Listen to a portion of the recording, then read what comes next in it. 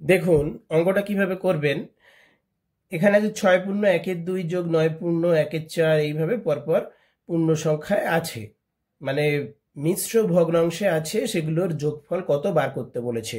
তো এটা করতে গেলে প্রথমে আমাকে মিশ্র ভগ্নাংশ থেকে সামান্য ভগ্নাংশে পরিণত করতে হবে। 6 দুগুণে 12 আর 1-এ উপরে 13 নিচে 2, তারপরে যোগ দিয়ে আবার 4 9 36 আর 1-এ 37-এর 4, এইভাবে করে আবার পরে ভগ্নাংশের যোগ করে সেটা বার করতে হবে। অনেকটা টাইম যাবে, তাই এটার একটা শর্ট ট্রিক আমি দেখাচ্ছি কিভাবে এই ধরনের অঙ্কগুলো পরীক্ষাতে করবেন।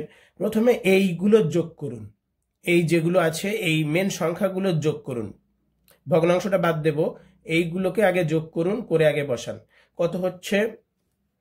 6 আর 4-এ 10, আর এদিকে 13 আর 17-তে হচ্ছে 30, 30 আর 10-এ 40, 40 আর 9 কত হচ্ছে? 49। তাহলে আগে 49 লিখব, তারপরে যোগ দেব।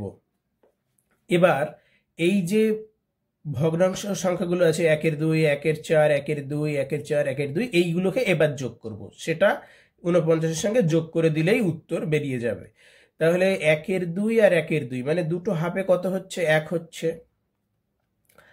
আবার দেখুন 1-এর 4 আর 1-এর 4-এ হাফ হচ্ছে, আর এই হাফ হচ্ছে।